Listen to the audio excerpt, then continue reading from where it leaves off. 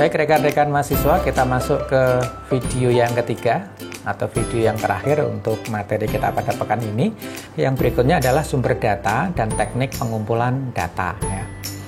Nah, data penelitian ini bersumber dari data primer, yaitu dari para pengguna cadar dan pengusung sistem khilafah di Indonesia.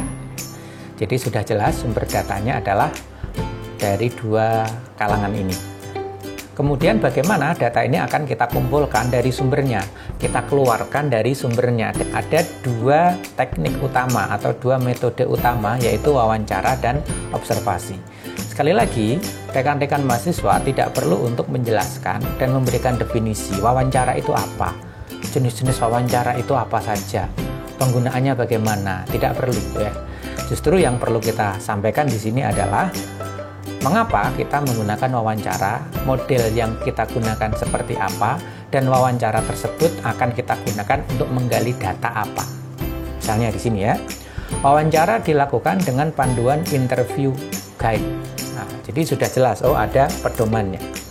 Nah, wawancara yang kita lakukan itu kita maksudkan atau kita tujukan untuk mencari data tentang apa? Yang kita cari melalui wawancara adalah persepsi dan preferensi. Jadi dua hal utama dalam riset ini semuanya ya, itu akan digali melalui wawancara. Nah, kemudian jenis wawancara yang dilakukan adalah semi terstruktur. Nah, kemarin teorinya sudah kita jelaskan, ada interview guide. Interview guide-nya ini nanti ada yang tertutup, kemudian semi terstruktur dan terbuka ya. Nah, ini yang akan kita gunakan adalah yang semi terstruktur. Sehingga mengapa semi terstruktur ini kita pakai ya? Jadi dalam proposal ini tidak perlu menjelaskan semi terstruktur adalah yang begini. Tapi yang dijelaskan adalah mengapa semi terstruktur yang dipakai.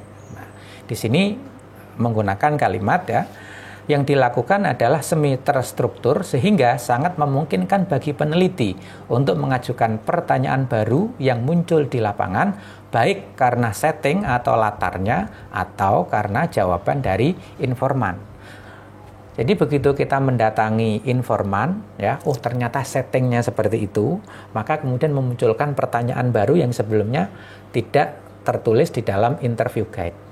Atau yang kedua, seperti yang dulu pernah kita jelaskan, jawaban-jawaban yang diberikan oleh informan akan sangat mungkin untuk memunculkan pertanyaan yang baru. Kemudian yang kedua adalah observasi. Observasi dilakukan dengan dua cara. Yang pertama, partisipasi aktif dan tersamar atau yang pasif. Ya. Observasi ditujukan untuk apa? Nah, jadi kita sekali lagi tidak perlu untuk menjelaskan definisi apa itu observasi, jenis-jenisnya dan seterusnya ya.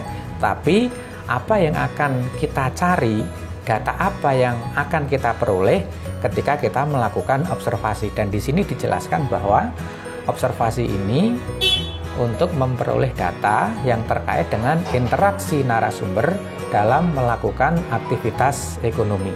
Nah, kemudian di sini juga dijelaskan alasannya. Observasi partisipatif dilakukan agar data lebih mudah dikenal temui oleh peneliti dengan tetap menjaga nuansa naturalistik. Di sini disampaikan alasannya. Saya menggunakan X karena untuk menjaga atau untuk memperoleh Y. Kita lanjutkan pada dua hal. Yang pertama adalah validitas dan kredibilitas data, sedangkan yang kedua adalah metode analisis data ya. Walaupun memang materi ini belum kita sampaikan, tetapi ini sebagai gambaran, sebagai pemanasan untuk materi yang terkait dengan validitas serta metode analisis data ya. Baik, sebagaimana tampak di layar, perlu kita jelaskan bahwa agar data yang terkumpul itu valid dan kredibel, jadi layak untuk dianalisis lebih lanjut, maka akan dilakukan dua jenis validitas. Yang pertama adalah validitas internal dan yang kedua adalah validitas eksternal. Nah, di sini kemudian dijelaskan validitas internal itu dilakukan dengan cara apa. Tidak perlu dideskripsikan validitas internal adalah seperti ini, eksternal seperti itu ya, tapi cukup dari sekian opsi ya. dari sekian pilihan yang bisa kita gunakan untuk melakukan validitas internal, jelaskanlah, sebutkanlah apa saja yang akan kita pilih atau yang kita lakukan dalam penelitian kita nanti. Dan di sini kemudian disebutkan validitas internal dilakukan dengan cara triangulasi, emic, dan member checking. Oke ya, ini istilahnya mungkin masih asing karena materinya memang belum kita sampaikan ya. Tapi yang penting cara menyusun proposalnya pada bagian ini adalah seperti ini. Nah, kemudian validitas eksternal itu juga disebutkan bagaimana akan dilakukan. Sedangkan validitas eksternal atau ekstrapolasi dilakukan dengan pola transferability, yaitu mengkomparasikan. Nah, kemudian dijelaskan cara kerjanya bagaimana transferability itu, ya, yaitu mengkomparasikan atau membandingkan hasil temuan peneliti, baik temuan sementara kita atau nanti temuan akhir kita kalau sudah jadi, dengan hasil penelitian lain sebelumnya, dengan hasil-hasil penelitian para peneliti sebelum kita terkait dengan tema yang ada hubungannya dengan tema yang kita lakukan. Ya, walaupun harus kita akui bahwa keberlakuan setiap hasil riset itu sifatnya adalah ideografik, tentatif, dan terikat menurut waktu tertentu serta konteksnya, seperti yang dulu sudah pernah kita sampaikan pada pengantar penelitian kualitatif. Ya. Nah, kemudian di sini juga dijelaskan triangulasi mau dilakukan seperti apa, karena triangulasi itu ada banyak jenisnya. Jelaskanlah triangulasi yang akan kita gunakan, itu triangulasi yang mana, kemudian bagaimana cara kerja triangulasinya. Jangan hanya sekedar menyebutkan kita pakai triangulasi, kemudian triangulasi jenisnya ada A, B, C, D, tetapi kita tidak menyebutkan di antara A, B, C, D itu yang mau kita pakai yang mana. Taruhlah yang kita pakai adalah yang A dan yang B. Lalu cara kerjanya yang A itu seperti apa? Nah, misalnya gini, data ditriangulasikan baik melalui jalur metode maupun sumbernya guna memperoleh data yang valid dan kredibel. Nah, ini ya dijelaskan secara singkat. Sebelum dianalisis, peneliti melakukan bracketing atau epoch agar terhindar dari pemaksaan teori dan pekatnya subjektivitas peneliti. Jadi ini cara kita menjelaskan bagaimana untuk melakukan validitas dan kredibilitas data. Ya. Kita lanjutkan mahasiswa pada bagian yang berikutnya, yaitu analisis data. Nah, pada bagian ini adalah bagian terpenting bagi seorang peneliti untuk menjelaskan bagaimana dia akan menganalisis data-data yang telah terkumpul dalam proses risetnya. Dan sekali lagi kami sampaikan bahwa jangan terjebak pada aspek definisi dari suatu metode atau teknik yang digunakan. Seperti yang dapat dilihat dalam contoh, di sini penulis tidak memberikan definisi apa yang disebut dengan epoch atau epoche ya, maupun eidetic vision. Tapi hanya sekedar menjelaskan bagaimana operasionalisasi teknik analisis data yang dilakukan. Seperti ini, saat data telah terkumpul, maka peneliti terlebih dahulu melakukan epoch atau epoche dan eidetic vision. Dalam hal ini, nah ini operasionalisasinya bagaimana ya?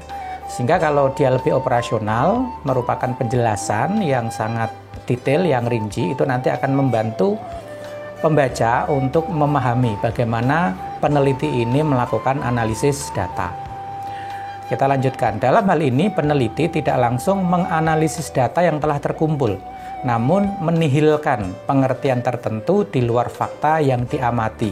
Itulah epoch. Nah, kemudian peneliti juga tidak memberi judgement atau penilaian secara langsung ya terhadap informasi, sehingga tidak terjadi infiltrasi terhadap kemurnian data yang telah diperoleh.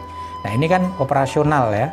Bagaimana epoch dan eidetic vision ini dilakukan terhadap data dalam proses analisis data. Nah, kemudian dijelaskan lagi bahwa epoch yang dilakukan oleh peneliti ini menggunakan dua metode.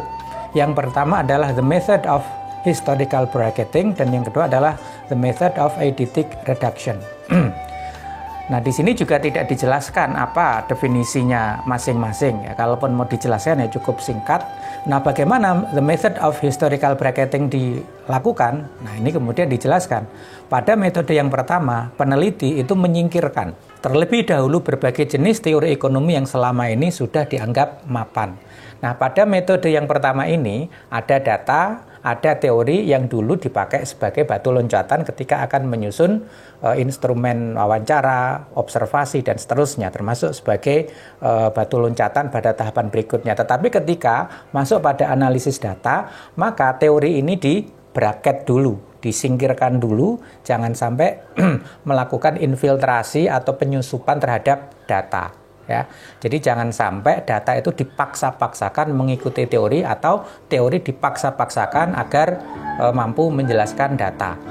Bahwa nanti ya ada keterkaitan antara data yang ditemukan dengan teori yang selama ini sudah ada ya, itu suatu hal yang wajar saja. Tetapi pada proses awalnya kita tidak boleh untuk memaksakan data harus sama dengan teori, demikian pula sebaliknya.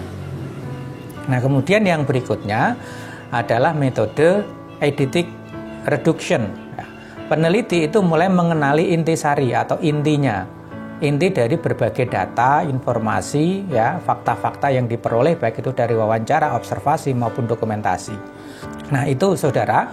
Jadi ketika kita menjelaskan bagaimana metode analisis datanya, jangan sampai kita terjebak pada hal-hal yang sifatnya teoritis. Ya, EPO adalah ini, eidetic reduction adalah ini, tetapi yang perlu dijelaskan adalah bagaimana metode itu kita lakukan untuk menganalisis data. Contoh sederhana misalnya saudara menggunakan metode induktif, ya kan? Tidak perlu dijelaskan induktif itu apa, tetapi bagaimana cara bekerjanya metode induktif yang saudara akan gunakan ketika digunakan untuk menganalisis data. Cara bekerjanya induktif, bukan definisi dari induktif. Ini yang selama ini masih banyak dilakukan oleh beberapa penulis ya, penyusun skripsi maupun tesis ketika menjelaskan metode analisis datanya ya. Jangan sampai kita hanya terpaku pada definisi, padahal itu tidak penting-penting amat ya. Demikian pula selanjutnya ini ada analisis yang bersifat siklus. Ini maksudnya adalah tahapan-tahapan ya. Kalau secara sistematis ini yang dilakukan di awal gitu kan, sebelum kita melakukan tadi ya EPO, eidetic reduction dan seterusnya. Tetapi ini sesuatu hal yang bisa kita lakukan secara dinamis. Di sini dijelaskan bahwa analisis yang bersifat siklus itu melalui 3 tahapan, yaitu mereduksi data, kemudian mendisplay data, dan yang terakhir adalah menyusun atau menarik sebuah simpulan. Kemudian ini dijelaskan bagaimana siklus ya, analisis siklus itu berjalan, bagaimana operasionalisasinya.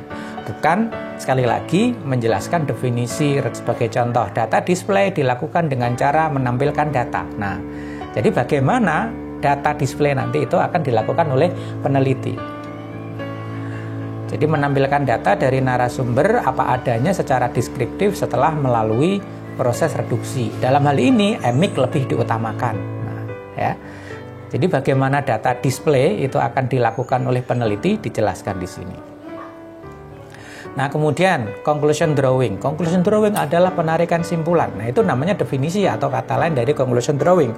Tapi how to draw the conclusion and the end of your research, at the end of your writing, nah itu yang harus ditulis. Nah, di sini dijelaskan dengan menarik simpulan dari data yang ada dengan terlebih dahulu memberikan interpretasi atau memberikan penafsiran, mengambil makna. Jadi ini ada proses ya, bukan hanya sekedar menarik simpulan, tetapi bagaimana kita menarik simpulan. Pertama memberikan interpretasi, kemudian di sini juga ada penjelasan lebih lanjut untuk meminimalisir terjadinya presentism, maka data-data akan dianalisis secara objektif, sistematis dan kritis. Itu rekan-rekan mahasiswa di antara beberapa hal yang perlu diperhatikan oleh saudara ketika nanti menyusun proposal penelitian, baik itu untuk tesis, untuk skripsi, untuk disertasi mungkin, atau untuk proyek-proyek penelitian yang nanti akan saudara lakukan ya.